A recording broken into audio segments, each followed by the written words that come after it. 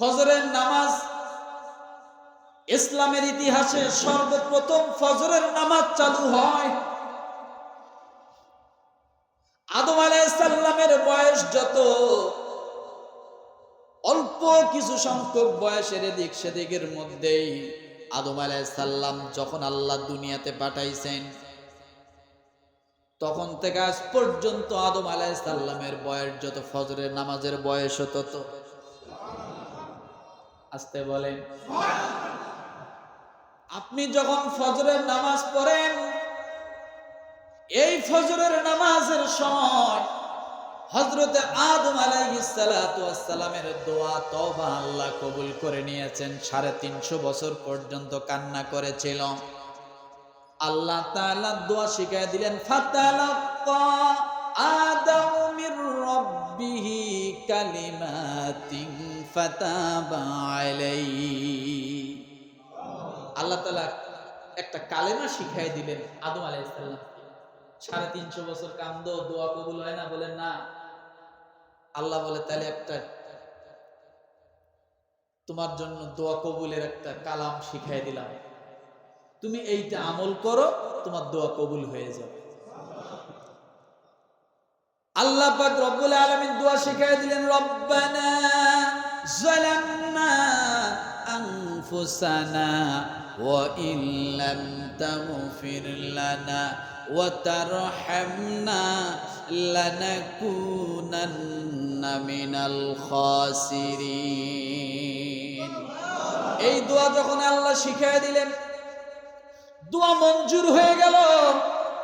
আল্লাহর তরফ থেকে এলান হয়ে গেল, আদম এই কালেমা বাক্য যখন তুমি পাঠ করেছো, আমি আল্লাহ তোমার জীবনের যত গুনাহ আছে সব গুনাহ আমি আল্লাহ মাফ করে দিলাম। এই কথা যখন আল্লাহ বলেছেন, আদম আলাইহিস সালাতু ওয়াস সালাম আর দেরি করেন নাই। ওই সময় সুবহে সাদিকের সময় ছিল, ফজরের সময় ছিল। সঙ্গে সঙ্গে শুকরিয়া আদায়ের জন্য, আল্লাহর কৃতজ্ঞতা প্রকাশের জন্য আদম আলাইহিস সালাম 2 রাকাত নামাজ, নফল নামাজ আদায় করে দেন। আল্লাহ তাআলা সঙ্গে সঙ্গে খুশি হয়ে গেল, এত খুশি হয়ে গেল, কৃতজ্ঞতার জন্য 2 রাকাত নফল পড়লেন।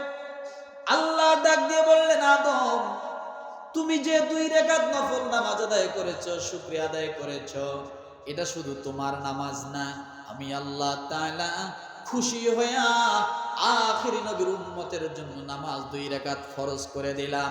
তারা যদি 2 রাকাত ফরজ নামাজ ফজরের আদায় করে, তোমার আদমের জীবনের যত আমল আছে সমস্ত আমল করার সব আমি আল্লাহ তাদের আমল নামায় দিয়ে দেব।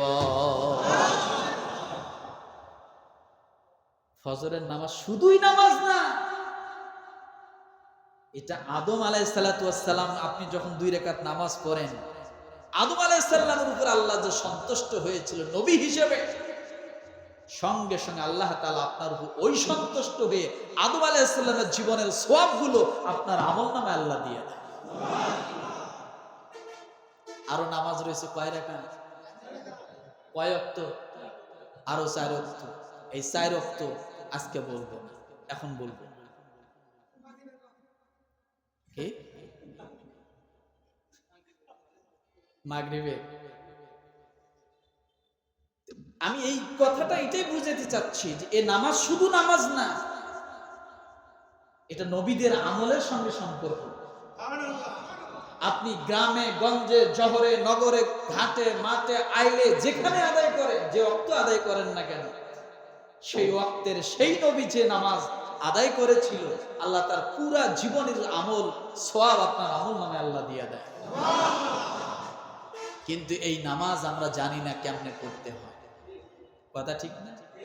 কখন ফরজ ছুটে গেল, কখন ওয়াজিব ছুটে যায় আমরা জানি না, কখন সুসেজদা দিতে হয় এটা আমরা জানি না। কথা ঠিক না? কয় রাকাত জামাতে পাইলে আর কয় রাকাত না পাইলে কখন বসতে হবে, কখন আমাকে দাঁড়াইতে হবে, এগুলো কিছুই তো জানি না।